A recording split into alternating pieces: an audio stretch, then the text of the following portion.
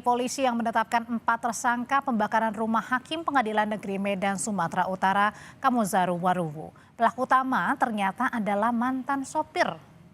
Polisi mengungkap pelaku utama merupakan mantan sopir korban mengajak 3 temannya membakar rumah Hakim Kamozaru. Ia sudah mengetahui seluk-beluk rumah tersebut sehingga dapat masuk dan melakukan pembakaran hanya dalam waktu 15 menit. Motif pelaku sakit hati dan dendam.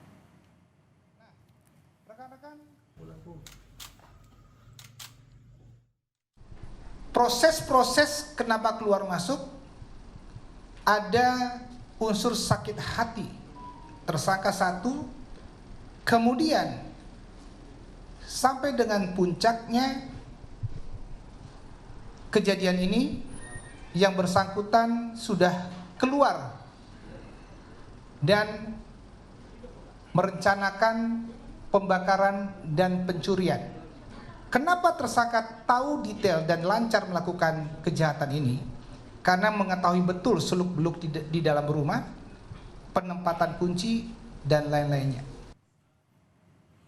Rumah Hakim Pengadilan Negeri Medan Kamozaru Waruwu di Medan, Sumatera Utara terbakar 4 November lalu. Peristiwa itu terjadi ketika hakim yang menangani kasus korupsi jalan tengah memimpin jalannya sidang di Pengadilan Negeri Medan. Lebih jelas soal motif pembakaran rumah Hakim di Pengadilan Negeri Medan, kami akan tanyakan dengan Kapolrestabes Medan, Komisaris Besar atau Kombes Jan Calvin Simanjuntak. Selamat sore, Pak Calvin.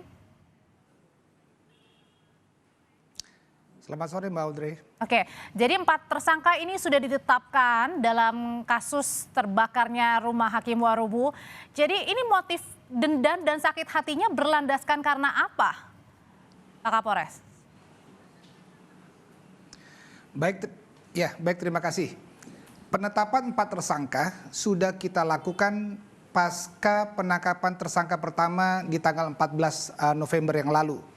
Jadi keempat tersangka itu perannya adalah satu tersangka AZ, tersangka 1 yang melakukan pembakaran. 3 tersangka lainnya itu terkait dengan tersangka 2, tersangka 3 yang membantu tersangka 1 AZ menjual hasil curiannya di lokasi TKP ke tempat-tempat lainnya. Tersangka 4 itu merupakan penadah yang pemilik dari toko emas. Jadi 4 tersangka ini memiliki peran yang berbeda-beda. Motif yang berhasil diambil dan disidik oleh penyidik terkait dengan tersangka 1. Tersangka 1 sejak 2021 sampai dengan saat ini 2025 telah bekerja dengan korban KZ. Selama tahun 2021 sampai 2025 setidaknya ada 3 kali tersangka 1 ini keluar kerja dan masuk kembali. Keluar kerja dan masuk kembali, keluar kerja dan masuk kembali. Interogasi dan proses penyidikan dijelaskan bahwa tersangka 1 ini dendam dan sakit hati terhadap korban terkait dengan perilaku dan etika yang diterima. Demikian, Mbak. Oke, tapi kan pelaku juga tahu kan yang alias mantan sopir dari korban ini, korban adalah seorang hakim begitu? Yang seharusnya... Betul. Jadi tersangka 1 ini sejak 2021 pekerjanya sebagai supir.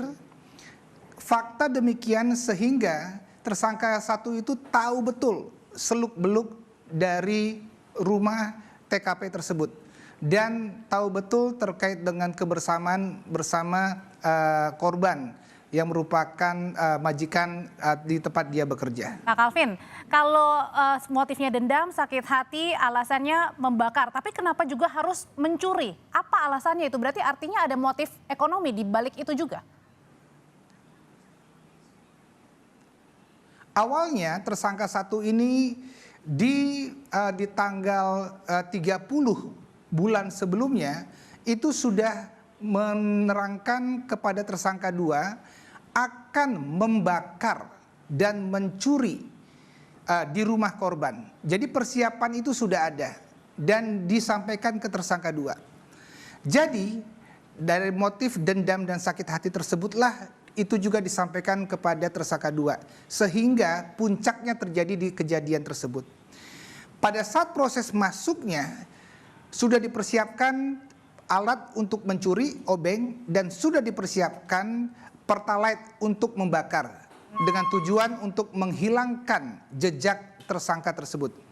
Dia mengambil perhiasan yang ada di dalam kamar dan ada di dalam laci dengan cara mencongkel dan masuk ke rumah juga dengan cara mencongkel, dan ada juga di depan karena dia sudah tahu seluk-beluk mengambil kunci dari rak sepatu.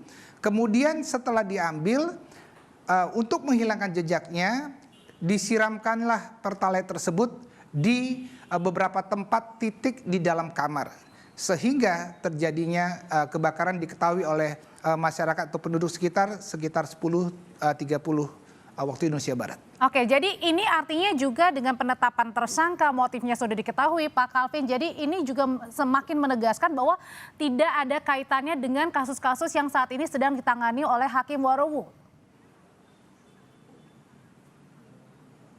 Sampai dengan saat ini penyidik telah melakukan rangkaian panjang mulai dari proses penyelidikan sampai dengan penyidikan sampai dengan penetapan tersangka. Rangkaian panjang tersebut juga sudah kita melakukan pendekatan secara saintifik investigasi.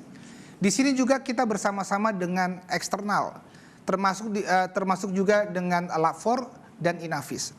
Fakta yang ditemukan adalah bahwa terang benderang rangkaian panjang dari proses persiapan tersangka menyampaikan ke tersangka lainnya akan niatnya membakar dan mencuri. Dan itulah yang kami temukan sampai dengan saat ini, dan ini prosesnya juga jelas bahwa hasil kejahatannya juga dijual ke tempat-tempat penadah lainnya, dan ini juga berhasil kita ungkap. Artinya ada unsur perencanaan sampai tahu kalau korban ini kapan keluar untuk menjalani sidang, kemudian para tersangka melakukan pengambilan harta dan juga pembakaran di situ. Pak Calvin, pertanyaan berikutnya adalah apakah benar hanya tergerak atau digerakkan hanya 4 tersangka ini, tidak ada orang lain di belakangnya? Betul Mbak Andre, berarti rangkaian panjang ini yang saya sebutkan tadi persiapannya cukup matang. Karena sebelum melakukan tindakan tersebut, tersangka 1 ini juga datang pagi-pagi ke kantor Pengadilan Negeri Medan untuk memantau keberadaan korban. Oh, itu ada CCTV-nya juga? Dan sempat berbicara juga dengan security yang ada di sana. Dengan menanyakan terkait dengan Bapak ada di mana, korban ada di mana. Keterangan tersebut setelah itu barulah dilakukan proses pembakaran tersebut.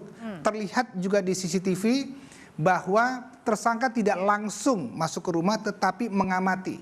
Mengamati dari beberapa titik, mengamati juga dari belakang kompleknya dengan cara berjalan. Dan di CCTV teramati bahwa beberapa kali, setidaknya 3 kali dia berhenti untuk 2 hal.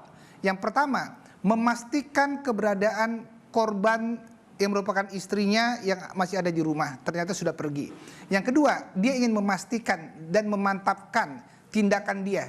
Jadi pada saat kami menanyakan, memang ada keberanian dan ada juga keraguan di situ.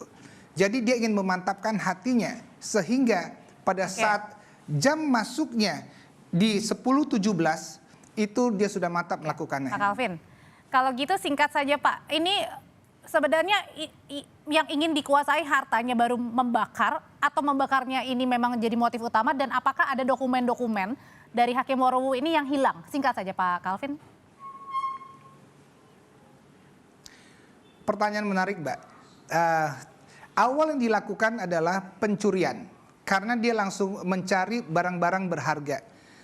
Dilanjutkan dan ingin menghilangkan jejak dari pencurian itu sehingga dia membakar TKP tersebut. Singkatnya demikian, Mbak.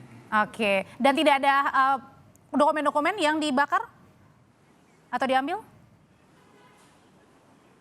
Sampai dengan saat ini tidak ada karena ada berangkas yang tidak tidak dilakukan tindakan apapun oleh tersangka, hanya lemari pakaian yang di dalamnya laci dan di dalamnya adalah kotak perhiasan. Kapolrestabes Medan, Kombes Calvin Simanjuntak, terima kasih untuk berbagi soal penangkapan 4 orang yang sudah ditetapkan sebagai tersangka dalam kasus pembakaran rumah Hakim Warowo. Terima kasih, Pak Calvin.